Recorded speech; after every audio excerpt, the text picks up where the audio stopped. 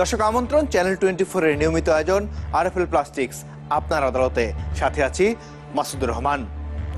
আবরার আহমেদ সড়ক নিরাপদ করার দাবি নিয়ে রাস্তায় নেমেছিলেন 2018 সালে, কিন্তু দুর্ভাগ্য 8 মাস পর নিজেই সংবাদের শিরোনাম।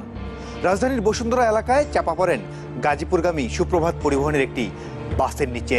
ঘটনাস্থলে মৃত্যু, নিভে যায় আরও একটি জীবন প্রদীপ। সড়ক মহাসড়কে মৃত্যুর মিছিল যেন ক্রমেই দীর্ঘ থেকে দীর্ঘতর হচ্ছে।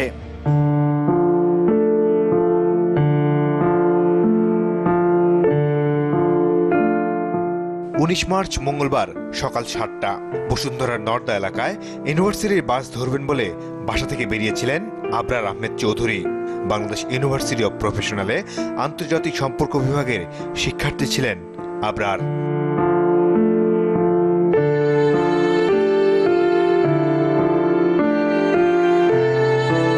কিন্তু রাস্তা পার হতে যাবেন এমন সময় বেপরোয়া একটি বাস এসে তাকে চাপা দেয়। গাজীপুরগামী সুপ্রভাত বাসটি একেবারেই পিষে দেয় আবরারকে। সেখানে মারা যান আবরার। ট্রাফিক শৃঙ্খলা সপ্তাহের মধ্যেই এই দুর্ঘটনা সবাইকে অবাক করে দেয়। পরিবার পরিজনকে ছেড়ে সারাদিন কাজের তাগিদে রাস্তায় বের হই, শেষে বাসায় যাবো কিনা একটা গ্যারান্টি নাই। যে মানুষটা আগের দিনও এত জীবন্ত ছিল, এত প্রাণবন্ত ছিল, পরের দিন সে যদি নিথর হয়ে রাস্তায় পড়ে থাকে, আমরা আসলে সেরকম রাস্তা চাই না। আর কোনোদিনই ক্লাসে যেতে পারবেন না বিইউপির 2018-19 শিক্ষাবর্ষের এই শিক্ষার্থী।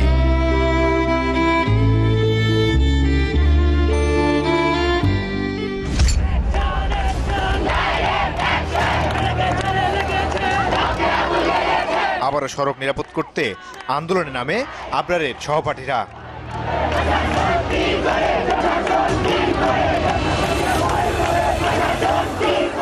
শিক্ষার্থীদের প্রশ্ন, এ শহরে কবে নিরাপদ হবে সড়ক? আমরা জাস্টিস চাই, আবরারের জন্য জাস্টিস চাই। আমাদের ব্যাচমেট মারা গেছে, গতবারও তো সড়ক দুর্ঘটনার ঘটনা হলো, কিন্তু কোনো তো কারণ দেখলাম না, কোনো পরিবর্তন দেখলাম না। প্রতিদিন রাস্তায় যাই, বাস এসে আমার ঠুকে দিয়ে যায়, আর আজকে আমার ফ্রেন্ড মারা গেল। দুটো ইউনিভার্সিটি আছে ভিতরে, একটা যমুনা ফিউচার পার্কের মধ্যে একটা, এখানে একটা ফুট ওভার ব্রিজ খুবই দরকার। নিয়ম হয়ে দাঁড়াইছে যে কোথাও এক জায়গায় অ্যাক্সিডেন্ট হয়ে 4 জন মারা গেলে, 5 জন মারা গেলে, তারপর ওখানে একজন অথরিটি আসে, এসে বলে আমি একটা ফুট ওভার ব্রিজ করে দিব বা আমি একটা আন্ডারগ্রাউন্ড ব্রিজ করে দিব। প্রতিবারের ঘটনাটাই এমন হচ্ছে এবং বারবারই কিন্তু এমন ঘটতেছে আমাদের সাথে।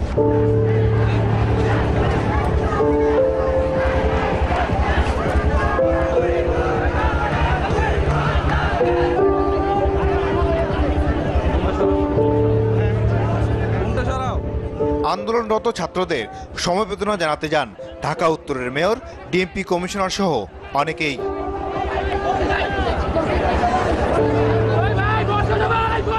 আবরারের মৃত্যুর পরদিনই তার নিহত হওয়ার জায়গাটিতে ওভারব্রিজের পদক্ষেপ নেওয়া হয়, কিন্তু প্রশ্ন থেকে যাচ্ছে বারবার এভাবে মৃত্যু কেন থামানো যাচ্ছে না? এই সমস্যা দীর্ঘদিনের, এটা সমাধানের জন্য একসাথে যুদ্ধ করব। আমরা আছি, থাকবো, আপনারা আমাদের সাথে থাকেন, থাকেন, থাকেন।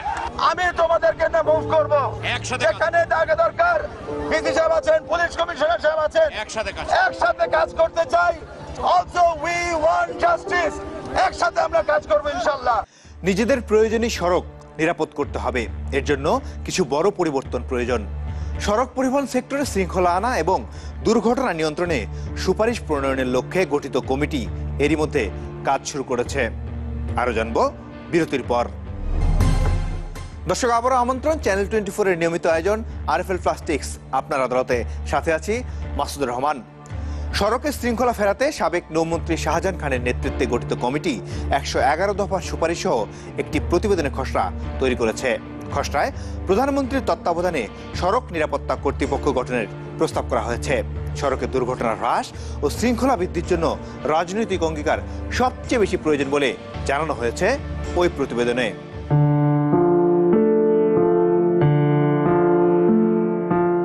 গত বছর জুলাই মাসে 2 স্কুল শিক্ষার্থীর মৃত্যুর পর সারা দেশে শুরু হয় নজিরবিহীন আন্দোলন। টনক নড়ে সবার। পরিবহন খাতের নানা অনিয়ম, বিশৃঙ্খলার বিষয়গুলো নতুন করে সামনে চলে আসে।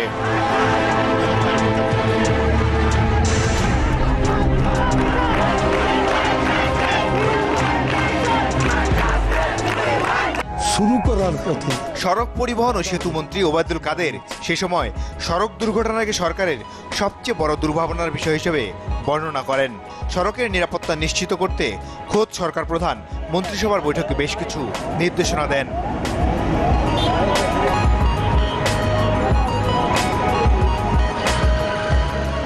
এর ধারাবাহিকতায় গত 27 ফেব্রুয়ারি পরিবহন মালিক, শ্রমিক, পুলিশ, গবেষক ও বিআরটিএ সহ বিভিন্ন পক্ষের প্রতিনিধিদের নিয়ে 22 সদস্যের একটি কমিটি করা হয়।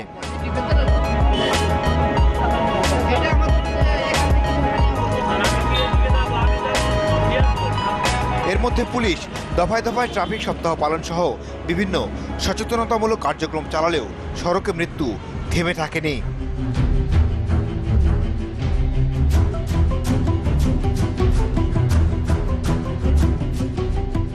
কমিটির সুপারিশমালা যে খসড়া তৈরি করেছে তাতে সড়ক নিরাপত্তায় জোর দেওয়া, সড়ক অবকাঠামো উন্নয়ন, দুর্ঘটনা নিয়ন্ত্রণে প্রয়োজনীয় ব্যবস্থা নেওয়া, জনসাধারণের মধ্যে সচেতনতা তৈরি, প্রশিক্ষিত চালক তৈরি, চালকদের সচেতনতা বাড়ানোর মতো নানা বিষয়ে নির্দেশনা দেওয়া হয়েছে।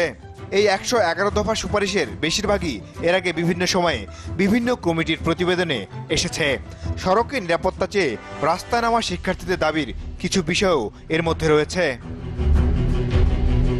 উচ্চ পর্যায়ের এই কমিটি মনে করে সড়ক দুর্ঘটনা নিয়ন্ত্রণে সুপারিশ প্রণয়নে একটি বড় চ্যালেঞ্জ হলো এর বাস্তবায়নের সময়সীমা।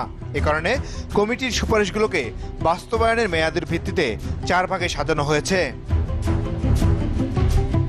এর মধ্যে আশু করণীয় সুপারিশগুলো এবছরের ডিসেম্বরের মধ্যে, স্বল্পমেয়াদী পরিকল্পনাগুলো 2021 সালের মধ্যে এবং দীর্ঘমেয়াদী সুপারিশগুলো 2024 সালের মধ্যে বাস্তবায়ন করা উচিত বলে কমিটি মনে করে।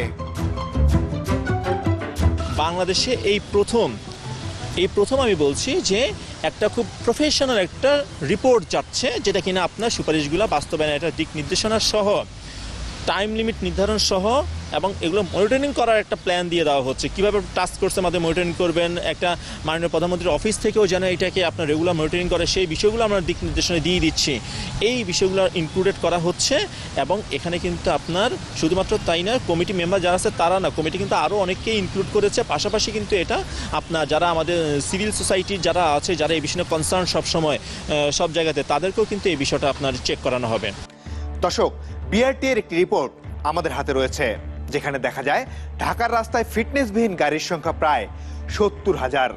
মেয়াদোত্তীর্ণ গাড়ির তালিকা করে জমা দেওয়ার নির্দেশ দিয়েছেন হাইকোর্ট, কিন্তু এখন অপেক্ষা সেই স্বপ্রণোদিত রুলের বাস্তবায়নের। 1 মার্চ বিআরটিএ থেকে পাওয়া এক প্রতিবেদন বলছে, গত 10 বছর ফিটনেস পরীক্ষা হয়নি এমন গাড়ির সংখ্যা প্রায় 45,000। এর মধ্যে বাস রয়েছে প্রায় 22,829টি, মিনি বাস 6,500টি, ট্রাক 8,842টি, প্রাইভেট কার 5,795টি ও হিউম্যান হলার 2,434টি। এই ঘটনায় এরই মধ্যে স্বপ্রণোদিত হয়ে রুল জারি করেছেন হাইকোর্ট। সেই সাথে কি কি কারণে সড়কে মেয়াদোত্তীর্ণ গাড়ি চলছে তাও জানতে চাওয়া হয়েছে কর্তৃপক্ষের কাছে। সড়ক পরিবহন এবং সেতু মন্ত্রী হেঁটে হেঁটে বহু পরিশ্রম করেও বিআরটিকে লাইনে আনতে পারছে না, আইনের প্রয়োগের মধ্যে আনতে পারছে না, রুল অফ ল এর মধ্যে আনতে পারছে। তো কোর্ট এটাকে গুরুত্বভাবে নেয় এবং নিয়ে সুমোটো রুল ইস্যু করেছে যে কেন বিআরটি এবং গভর্নমেন্টের ইনঅ্যাকশন, যে 70,000-এর অধিক গাড়ি বিনা রিনিউতে, বিনা ফিটনেসে এবং ড্রাইভারের লাইসেন্স ছাড়া গাড়ি চলছে,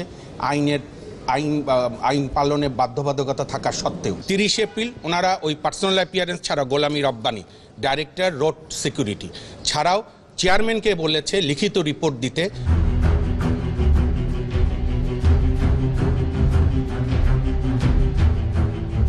মেয়াদোত্তীর্ণ গাড়ির তালিকা করে আগামী 30 এপ্রিলের মধ্যে জমা দেওয়ার নির্দেশও দিয়েছেন হাইকোর্ট। তবে প্রশ্ন হচ্ছে, কেন বারবার হাইকোর্টের হস্তক্ষেপের পরেও এগুলো বন্ধ করা যাচ্ছে না? আদালত একটা আদেশ দিয়েছেন যে এই ধরনের ফিটনেসবিহীন এবং লাইসেন্স ছাড়া চালকের মাধ্যমে পরিচালিত কতগুলো গাড়ি আছে, এটা 1 মাসের ভিতরে তালিকা দেওয়ার জন্য কোর্টকে। মানে এটা কোর্টও চাচ্ছেন যে এটার ব্যাপারে একটা বিহিত ব্যবস্থা করা বা গভর্নমেন্টকে একটা কোনো নির্দেশনা দেওয়া যায় কিনা এই ব্যাপারে হয়তো কোর্ট কোনো ভবিষ্যতে নির্দেশনা দিবেন। আদালত তো হয় কি যে নির্দেশনা দিবে, কিন্তু অন্য সবাই মিলে এটা করতে হবে। আদালত নির্দেশনাকে প্রতিফলন করে এটাকে একটা অর্ডারে নিয়ে আসার জন্য সবাইকে কিন্তু একসাথে পদক্ষেপ নিতে হবে। সড়ক নিয়ে এত আইন, তারপরও কেউই আইন মানেন না। সড়কে শৃঙ্খলা আনতে সড়ক নিরাপত্তার বিষয়টি স্কুলের পাঠ্য বইয়ে অন্তর্ভুক্ত করার বিষয়টিতে গুরুত্ব দেওয়া প্রয়োজন আমাদের সবার সচেতনতা। চলতি পথে আমরা কতটা অসচেতন তার কিছু নমুনা দেখব বিরতির পর। দর্শক, আবারও স্বাগত চ্যানেল 24 এর নিয়মিত আয়োজন আরএফএল প্লাস্টিক্স আপনার আদালতে। সাথে আছি মাসুদুর রহমান। আমরা সাধারণ মানুষ এতটাই অসচেতন যে সময় বাঁচাতে আইনের তোয়াক্কা করি না। রাস্তা পারাপারে জেব্রা ক্রসিং ও ফুটওভার ব্রিজ ব্যবহারে আমাদের ভয়াবহ রকম অনীহা।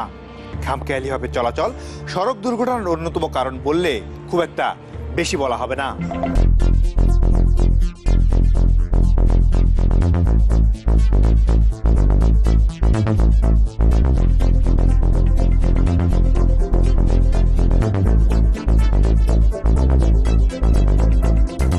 রাজধানীর অন্যতম ব্যস্ততম সড়ক বাংলা মোটর।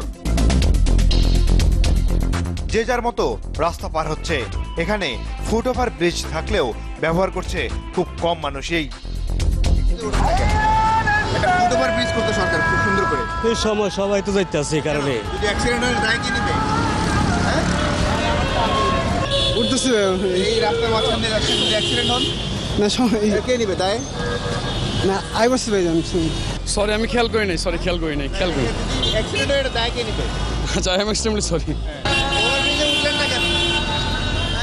টাইম নাই।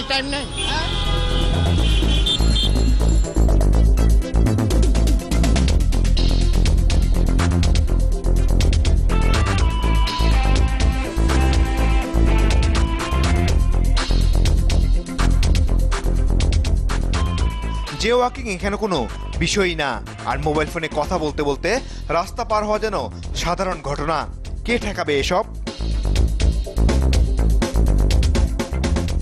আমি যখন রাস্তার মাঝখান দিয়ে হাঁটবো তখন কিন্তু আমি বলতে পারি না যে বাস এসে আমাকে অন্যায়ভাবে ধাক্কা দিচ্ছে, কারণ রাস্তার মাঝখান দিয়ে আমার হাঁটার কোনো অধিকার নেই। আপনি দেখেন সরকার গ্রিল দিয়ে, বড় বড় গ্রিল দিয়ে কিন্তু বন্ধ করে দিচ্ছে রাস্তা।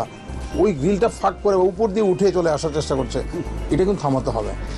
আপনার প্রত্যেক মানুষের বসে তার জীবনের মূল্য এই 2-3 মিনিট সময়ের চেয়ে অনেক বেশি। আপনার তো 1 মিনিট 2 মিনিট হাঁটলেই কিন্তু আপনি ঘুরে আসতে পারেন, তো আপনার সেই ধৈর্যটুকু নাই আমাদের। আমি জানি না রাস্তাঘাটে মানুষকে এত ব্যস্ত দেখা যায়, কিন্তু অন্য কোনো কাজে এত ব্যস্ততা দেখা যায় না। এটা হয়তো আমাদের, আমি বলি জাতিগত হয়তো আমরা এই ব্যাপারটা আমরা উদাসীন।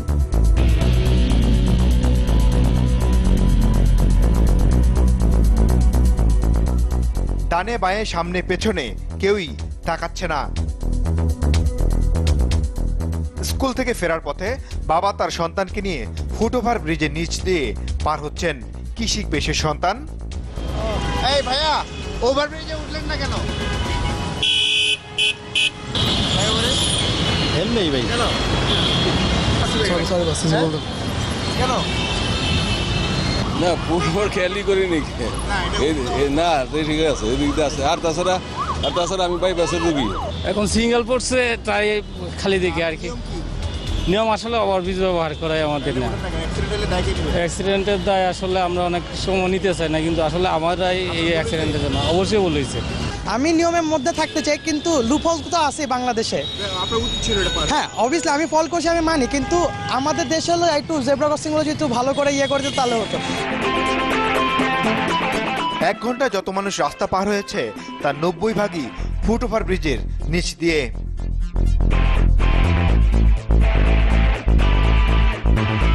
আসলে সড়ক শৃঙ্খলা ফেরানোর দায়িত্ব আমি করি সবারই আছে। কারণ হচ্ছে যে ট্রাফিক পক্ষ পালন করছে, শৃঙ্খলা বা মাস পালন করছে, তারা কাজ করছে। পাশাপাশি কিন্তু মানে আমরা যারা জনগণ আছি, জনসচেতনতার বিষয়টা খুব জরুরি। কারণ হচ্ছে যে আমরা কিন্তু এখনো পর্যন্ত মানে প্রথম কথা হচ্ছে পথচারীর জন্য ফ্যাসিলিটি নাই, দ্বিতীয় কথা হচ্ছে থাকলেও সেটা ব্যবহারও হচ্ছে না। তো দুইটা দিকে কিন্তু আমার মানে অ্যাপ্রোপ্রিয়েট।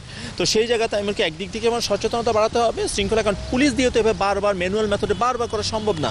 তো এই জায়গাতে মানুষকে আমাকেও সচেতন হতে হবে, যে জায়গাতে রাস্তা পার হওয়ার কথা সেখানে পার হতে হবে, দৌড় দিয়ে রাস্তা পার না হওয়া, এবং হচ্ছে যে মানে যে ওয়াকিংগুলো না করা।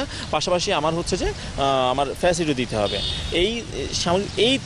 অর্থাৎ আমার এনফোর্সমেন্ট লাগবে, ফ্যাসিলিটি দিতে হবে, সেটাকে মানতেও হবে। এটাকে কোনোভাবেই বন্ধ করতেই হবে, এবং মানুষকেও কিন্তু সচেতন হতে হবে। মানুষের কিন্তু দেখা উচিত যে এটা একটা ছেলে যার দেখলেই মনে হচ্ছে তার বয়স 12-13, তার গাড়িতে আপনি ওঠেন কেন?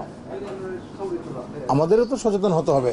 তারপর দেখেন আপনার যখন রাস্তায় মানে চলাচল করে মোবাইলে একটা কানে একটা ইয়ারফোন দিয়ে হেঁটে যাচ্ছে, এটা কি ধরনের মানে সচেতনতা আপনার? কারণ এই লোকের জন্য কিন্তু একটা অ্যাক্সিডেন্ট হয়ে যাচ্ছে, এই লোকে হয়তো বাঁচাতে গিয়ে সে আর একটা ধাক্কা দিচ্ছে। এগুলো কিন্তু একটু একসাথে অ্যাড্রেস করতে হবে। শুধুমাত্র বাসকে করলে হবে না, আমাদেরকে সচেতন হতে হবে এবং বাসকে তো অবশ্যই করতে হবে।